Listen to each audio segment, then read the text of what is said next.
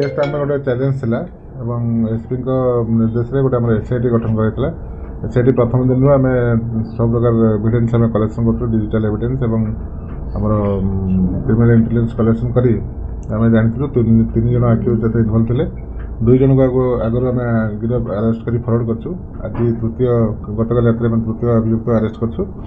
आज से court forward हो कौन से मानी थे एक्चुअली जो 3 जन अभियुक्त जो किसी भैनिटी मिली ना ना से मैंने तो मेन उद्देश्य छिनते छिनते कला जेहतु से अपोज कर धस्तागत होती धस्तागत होगा ये स्टाफ कर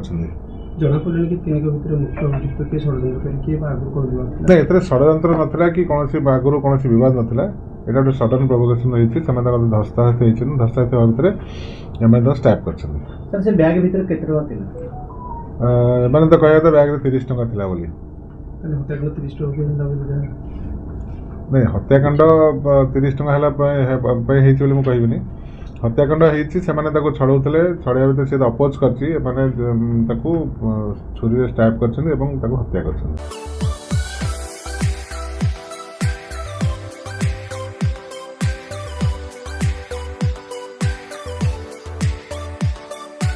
हॉलमार्क ऑर्नामेंट्स स्वप्नरू सत जाए।